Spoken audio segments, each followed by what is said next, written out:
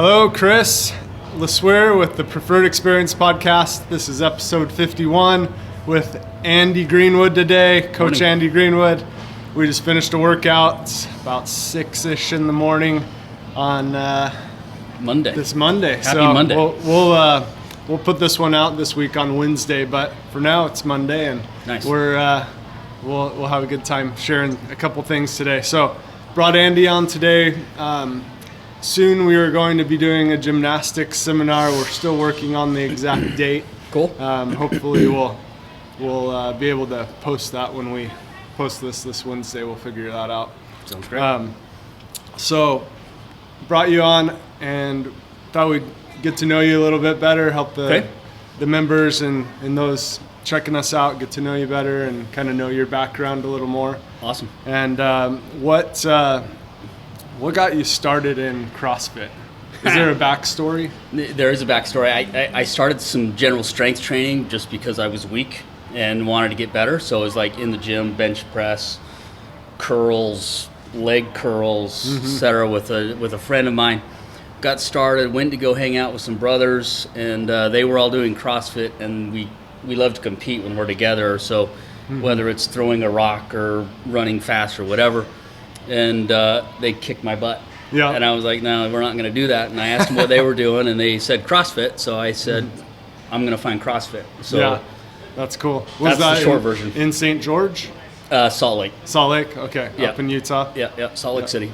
Yep, that's cool. Yeah. Do you have family in St. George too, or is it Salt Lake? I have a brother and a sister in St. George. Okay, do they do CrossFit there? The brother-in-law does. Yeah. And he kills us every time. So as much as I'm doing CrossFit now, he's 33, or 34. So that'll help him. He's a young buck. He's still got energy. Yeah, totally. Do you know what gym they go to out there? CrossFit Dixie. They do? Okay, Yep. that's what I was wondering. CrossFit Dixie. That's the gym Tirsa and I love to go to when we're there. It's a good box. Yep, it's Real a good lot box. of fun. Good people there. Yep. So, so how long have you been doing CrossFit now? Coming up on 8 years. 8 years? Yeah, coming up That's on cool. 8 years. Yep. It's been great ride. That's cool. I'm coming up on 9 right now. It's awesome. This is my 9th right now, so Awesome. it's cool. A lot of fun. What are your favorite movements in CrossFit? You know, I love some of the gymnastic stuff, right? Because I'm relatively small when it comes to weightlifting, and so I'm weaker on that kind of stuff. But if I'm going to compete with somebody, it's probably on the gymnastic side. And even on the gymnastic side, it's more about form and technique than it is about weight and reps. So I love to do that kind of stuff. So probably if there's one movement that I love to do the most, it's probably a bar muscle up. And you make them look smooth. It's fun. Yeah, it's about technique. Yeah, it's a lot of fun. You've had the opportunity to do a few different gymnastic seminars too. What have been your biggest takeaways from those? I'm going to harp on form and technique, but it's so fundamental to get, just the kip, the arch, and the hollow right. Because that translates into so many other things, not just gymnastics things, but other CrossFit movements. And if you can get some of those fundamentals down, you can really move and get through a lot of different barriers that you might be hitting throughout the rest of the gym. And so, I love it when we've done some of those seminars before. It's been about establishing that arch and that hollow and the difference in the transition between the two, and it's just seen a lot of progress with a lot of people. Yeah, I've seen you help a lot of people in here with been different good. things, and I notice you always start out with that. You've even helped me with that in the past, basics. and it's helped a ton. What are any other things that come to mind that you've learned at the seminars, or you've done? Which gymnastics seminars have you done? So I did the gymnastics course, and I just finished that in actually November of 20, and so I just finished that. And then there was a period of time where I actually went to a gymnastics gym and worked out with some gymnasts, and it wasn't about doing the parallel bars and the pommel horse. It wasn't that kind of gymnastics. It was creating shapes and creating strength throughout the core and the midline to be able to use that in other movements. And so as much as it was a gymnastics gym, it was really a body weight strength and conditioning program for me. But in a lot of ways, it taught me a lot about the mentality, a lot about the structure, the strength, the mobility, the flexibility, and it's just really cool. Yep. Any key takeaways that would help people that you learned? Like, what would biggest bang for the buck? Biggest bang for the buck is that in CrossFit we do some really stupid things sometimes. I shouldn't say stupid. They're really good things, but we often try to achieve a movement before we're able to. So, for example, anytime that there is a lack of strength, but we want the movement, we add momentum.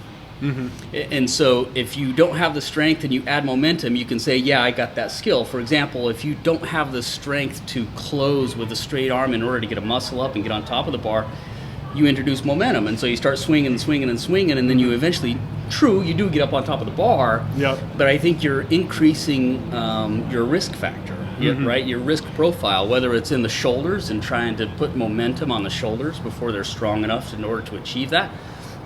And so to answer the question, I would try to focus on strength, because if you don't have the strength, then in order to get the movement, then they add momentum. And oftentimes they're going to add momentum long before that joint or whatever the position is ready to handle that kind of a dynamic movement. So back all that off, take away the risk profile, focus on the strength, and then build it from there. And sometimes that's hard because that takes more time. Takes time and patience. A little more discipline, a little more strength. We'll pick on Tirsa a little bit.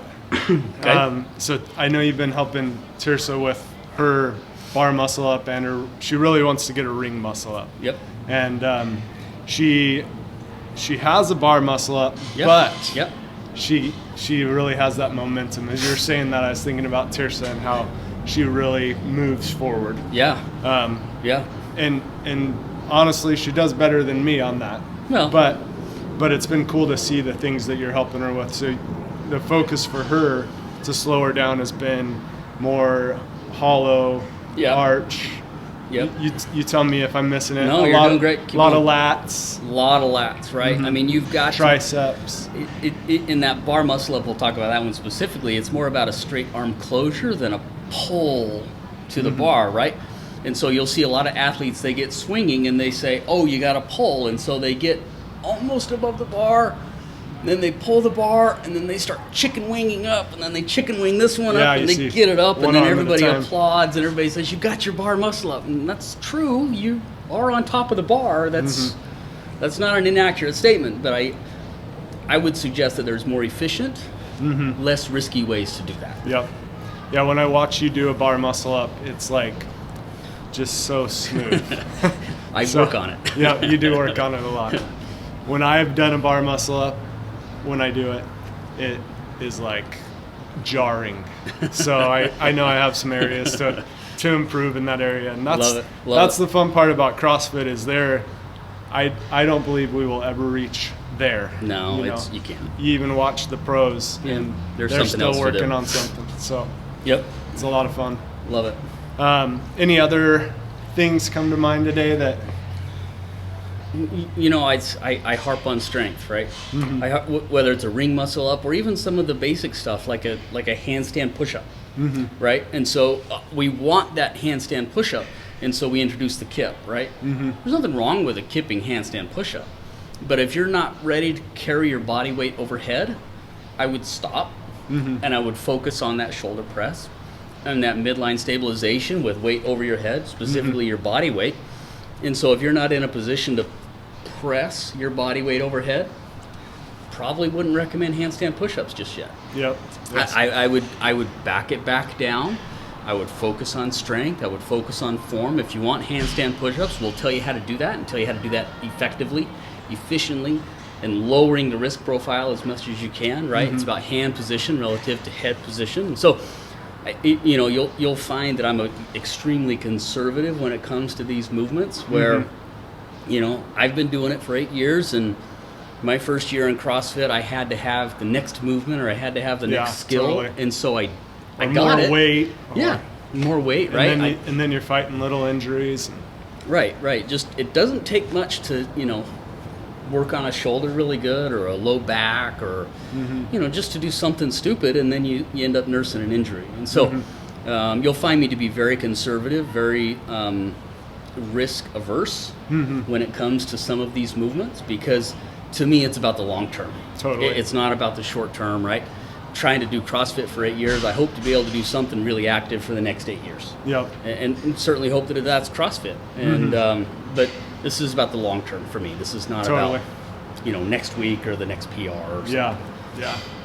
So that's been my big takeaway lately too, is I've always been in CrossFit. I've always wanted to get the next weight or to do different things, but I found that as I've really slowed down and really focused on more what makes me feel good instead of I gotta beat so and so. It's become more me against me, and I've learned a lot of that from you.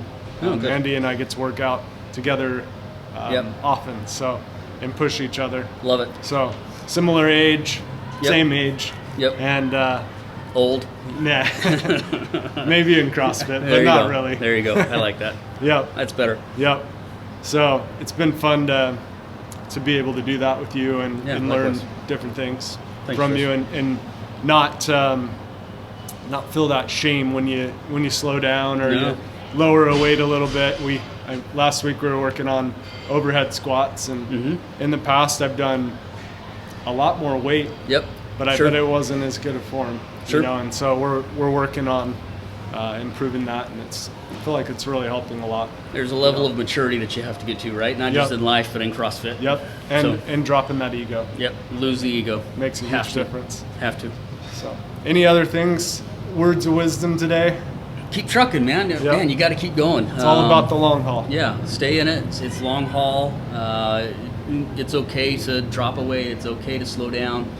It's okay to, take a little break if you need to, and really recover the body. Let the body recover, but keep going. There's value in competition, right? There's value in that, and don't lose sight of that.